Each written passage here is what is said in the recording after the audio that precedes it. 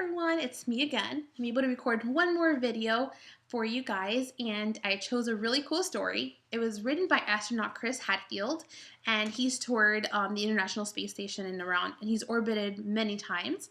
I got to meet him a couple years ago while he was working down in Key Largo, and he's such a great person. And he's such a cool person that he recorded himself in space, trying to live and do things that he would normally do on Earth. And obviously it's very different up in space. So if you haven't watched his YouTube video, go ahead and just write his name, Chris Hadfield, on YouTube, and you'll see all the videos he's recorded. So today I'm going to read the story that he wrote. It's called The Darkest Dark. Chris was an astronaut, an important and very busy astronaut. When it was time to take a bath, he told his mother, "I'd love to, but I am saving the planets from aliens."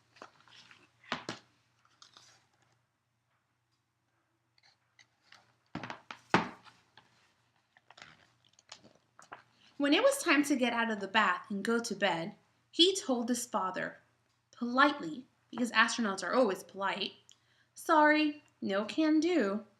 I'm on my way to Mars." An astronaut's work is never done, so astronauts do not need to sleep.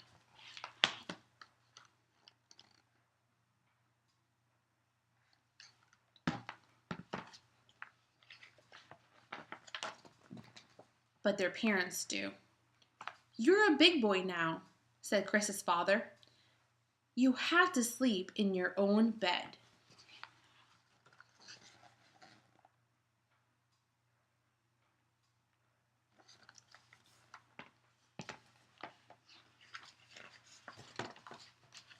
And Chris tried.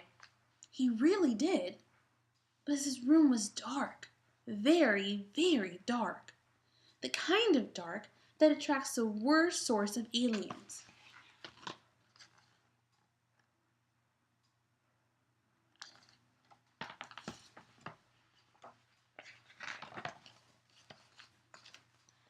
But his parents meant it.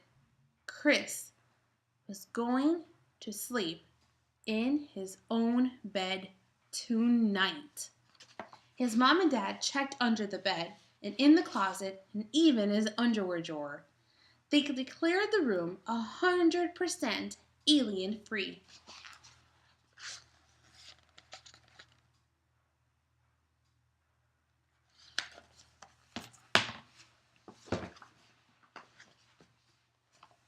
They tucked Chris in. They turned on the nightlight. They even gave him a special bell to ring if he was nervous. But all through the night, clang, clang, clang, clang, clang, and they took away the bell.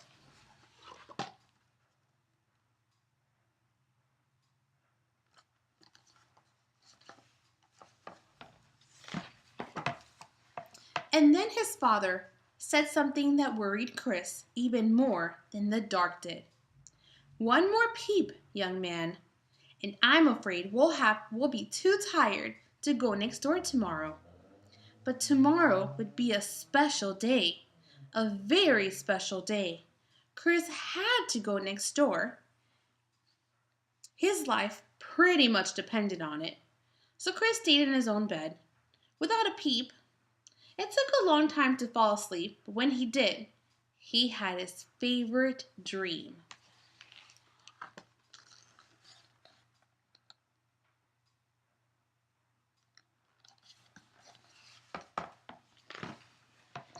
I like how the pug is sleeping next to him. Reminds me of Missy and all her pugs. He flew his spaceship all the way to the moon.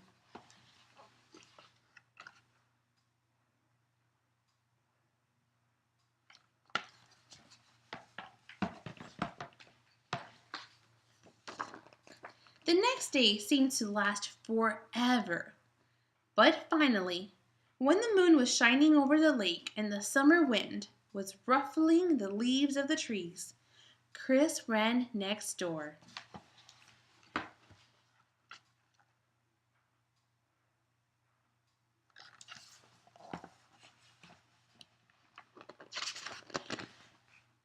The house was already full of people, all gathered around the TV, the only TV in the whole island.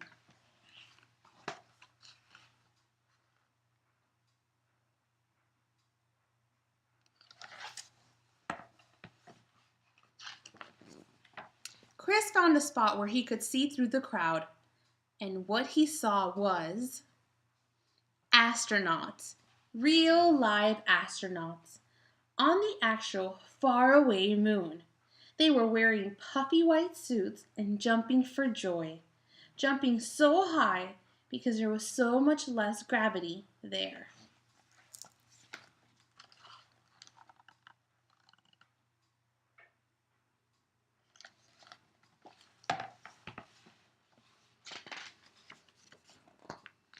The grown-ups huddled around the TV and they were amazed. Their whole life long, they never expected to see this sight. Even Chris, who had been to the moon just the night before, was amazed. He never really noticed how dark it was there. Outer space was the darkest dark ever.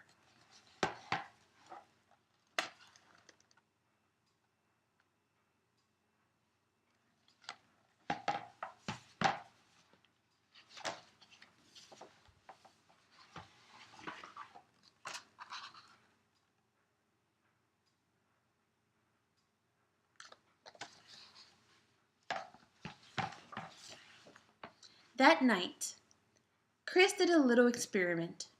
He turned off all the lights in his room, even the night light. It was still dark. Very, very dark. There was still shadows that looked a little, well, alien. Nothing had changed, but Chris had changed.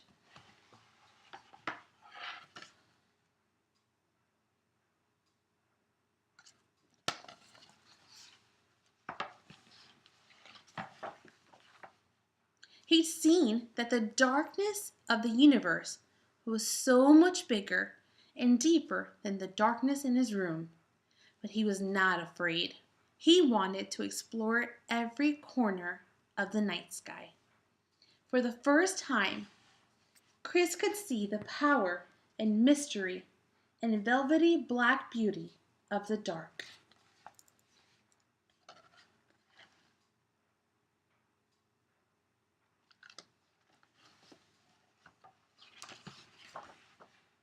And he realized you're never really alone there.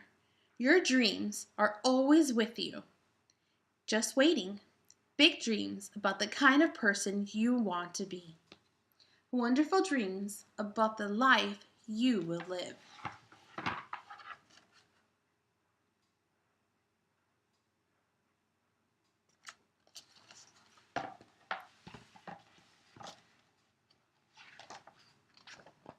Dreams that actually can come true.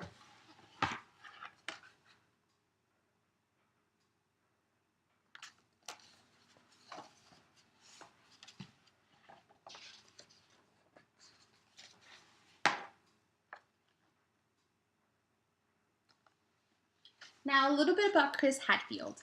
Growing up, Chris Hadfield spent every summer in his family's cottage on Stag Island in southern Ontario's in Canada.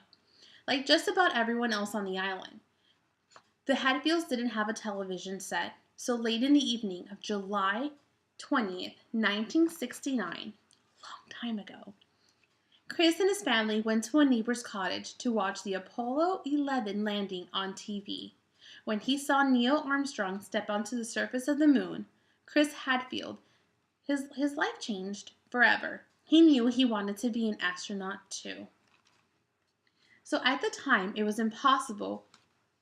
For one thing, he wasn't a grown-up yet. For another, all of NASA's astronauts were American. Canadians weren't even allowed to apply for the job.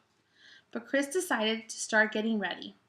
And his history goes, he worked really hard and he became an astronaut. So it definitely shows you that dreams come true.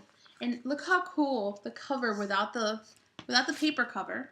The hardcover is it's actually a picture of Earth on space, and this is how it looks, all illuminated with the lights on. Well, I hope you guys enjoyed listening to the story as much as I loved reading it to you. And go ahead and explore all there is to explore in space. And go ahead and Google Chris Hadfield. He has tons of videos and informative videos about living in space. And he sings a couple of songs with his guitar. All right, bye everyone.